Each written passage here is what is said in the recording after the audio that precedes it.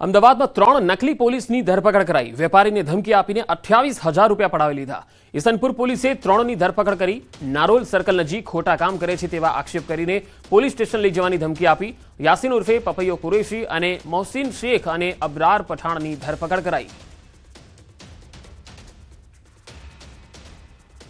વેશ્યાવૃત્તિના કેસમાં ફસાવી દેવાની ધમકી આપી અને રૂપિયા 1 લાખની માંગણી કરેલી અને ત્યારબાદ ઓનલાઈન મોબાઈલમાંથી 28,000 જેવા ટ્રાન્સફર કરી લેતા આ બાબતે બળજબરીથી ગુનો દાખલ કરવાનો તેમજ ડુપ્લિકેટ પોલીસ અંગેનો ગુનો ઈસનપુર પોલીસ સ્ટેશનમાં દાખલ કરવામાં આવેલ છે।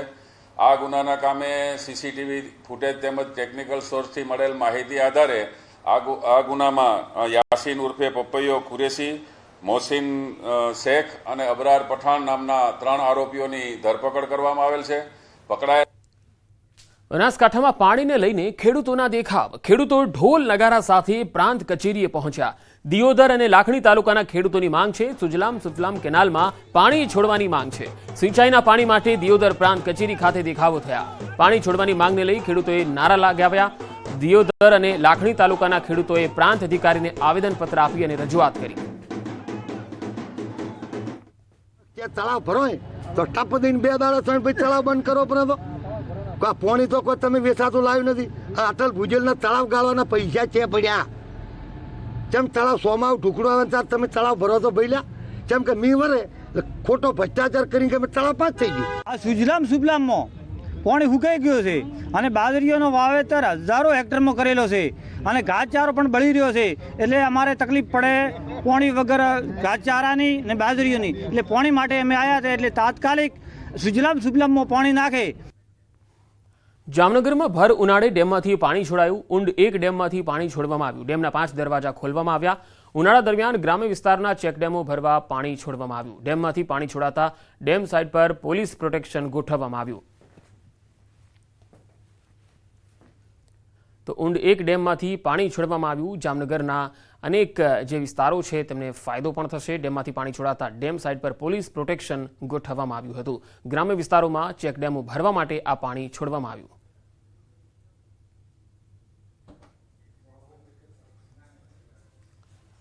વડોદરામાં માજલપુરમાં પાણીની લાઇનમાં ભંગાણ થઈ ગયું। 2 દિવસ અગાઉ ગેસ લાઇન લીક થઈ હતી। આજે આ જ સ્થળે પાણીની લાઇનમાં ભંગાણ થયું। પાલિકાની બેદરકારીને કારણે પાણીના ફુવારા ઉડ્યા।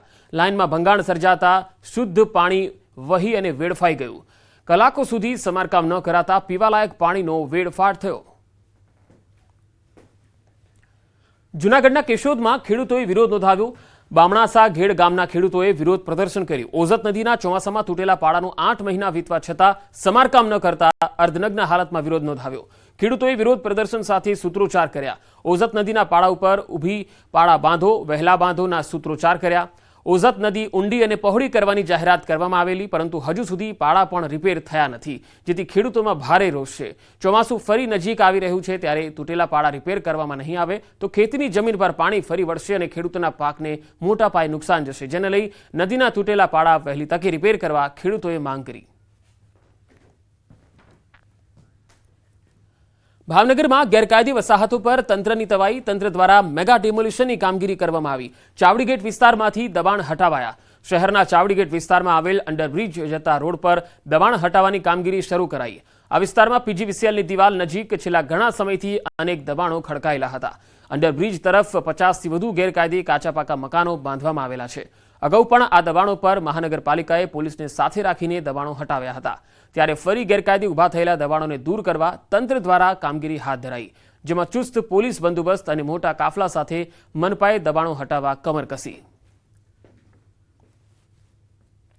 નીલમબાગ પોલીસ સ્ટેશનના ચાવડીગેટ વિસ્તારમાં આજે મેગા ડિમોલિશનની કામગીરી હાથ ધરવામાં આવેલી છે, જેમાં પોલીસ દ્વારા કોર્પોરેશનના અધિકારીશ્રીઓને આ વિસ્તારના જે ગુનેગારો તેમજ અસામાજિક તત્વોની એક યાદી પાઠવવામાં આવેલી, જેના ભાગરૂપે આજે કોર્પોરેશનના અધિકારી અને તેની ડિમોલિશન ટીમ સાથે તેમજ પોલીસના પ્રોટેક્શન સાથે આજે મેગા ડિમોલિશનની કામગીરી હાલમાં ચાલુ છે।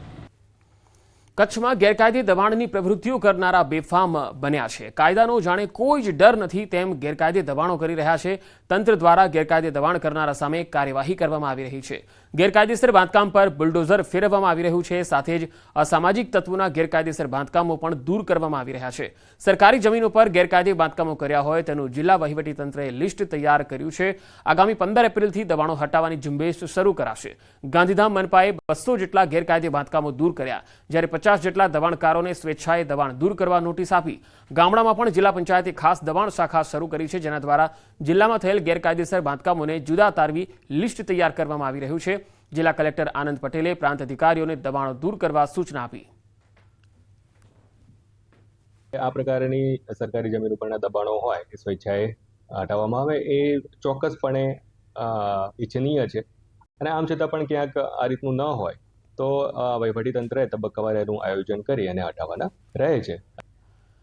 ભાવનગર જિલ્લાના મોટા ખોખરા ગામે friends of woman world bank, NABARD માહિતી સંસ્થા તેમજ મોટા ખોખરા ફાર્મર પ્રોડ્યુસર કંપનીના સંયુક્ત પ્રયાસથી સોલાર ડ્રાયર યુનિટની શરૂઆત કરવામાં આવી, જેમાં મહિલાઓને ખેતી ઉત્પાદનના મૂલ્યવર્ધન હેઠળ તાલીમ આપવામાં આવી. આ થકી ટામેટા, ડુંગળી, લસણ, આદુ, સરગવાના પાન વગેરે વસ્તુઓ સારી રીતે સોલાર ડ્રાયર યુનિટમાં ડ્રાય થઈ શકે અને ખેડૂતોને તેના સારા ભાવ મળી શકે તે માટેના પ્રયત્નો કરવામાં આવ્યા. નાબાર્ડના આર્થિક સહયોગથી આ સોલાર ડ્રાયર યુનિટની શરૂઆત થઈ. ગામમાં 5 સોલાર ડ્રાયર યુનિટ ઇન્સ્ટોલ કરવામાં આવ્યા, જેમાં ગામની 60 જેટલી મહિલાઓ પણ જોડાયેલી છે. ટમેટા, ડુંગળી, લસણ, આદુ, સરગવાના પાનને ડ્રાય કરી તેનું પાવડર બનાવાશે. રાહેજા સોલાર કંપની આ પાવડરને ખરીદશે, જેથી ખેડૂતોને એક નવું માર્કેટ મળી રહેશે. આ જે પ્રોજેક્ટ જોઈ રહ્યા છે મોટા ખોખરા ફાર્મર્સ પ્રોડ્યુસર ઓર્ગેનાઇઝેશન, એ નાબાર્ડના PODF ID થી સપોર્ટેડ છે અને માહિતી સંસ્થા દ્વારા આપણે આ એપીઓ પ્રમોટ કરેલ છે. અને FWWB જે છે એ પ્રોજેક્ટને ફેસિલિટેટ કરી રહી છે. આપણે અત્યારે જે પ્રોજેક્ટની વિઝિટ કરી રહ્યા છે એ વેલ્યુ એડિશનનો એક પ્રોજેક્ટ છે, જેમાં કે આપણે ટમાટર, ઓનિયન, ગાર્લિક, મેથી અને ડ્રમસ્ટિક મતલબ સરગવાના પાન એને સૂકવીને એને પ્રોસેસ કરીને આપણે એનું માર્કેટિંગ કરી રહ્યા છે. ટમેટા, ડુંગળી, સરગવો, સરગવાના પાન, મેથી, આદુ આની સુકવણી કરી એનું પેકિંગ કરી અને માર્કેટમાં મૂકવાના છીએ. અને તેના થકી અમારા મહિલા મંડળની બહેનોને રોજગારી મળશે. અમારા ગામની મહિલાઓ અમે 10 થી 12 મહિલાઓ છે. અમે બધા જોડાણા છીએ, આમાં કામ કરી છીએ. અમને ચૌહાણ ઘનશ્યામભાઈ, રમેશભાઈ અમને આમાં પ્રમોશન આપ્યું છે અને અમને શીખવાડ્યું એમને બધાને.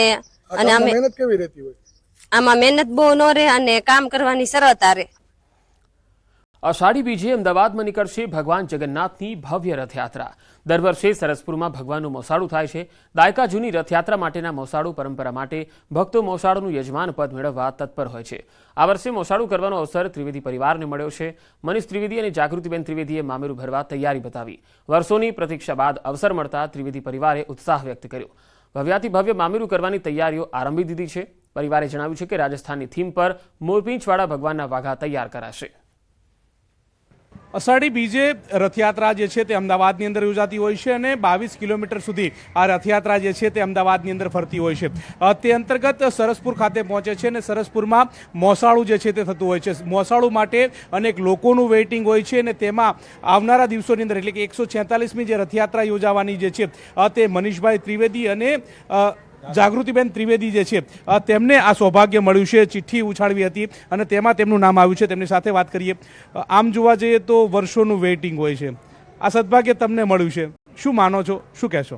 બસ અમારા પુણ્ય જ્યારે અત્યારે પાક્યા એવું લાગે છે અને અત્યારે અમને એવું થાય છે કે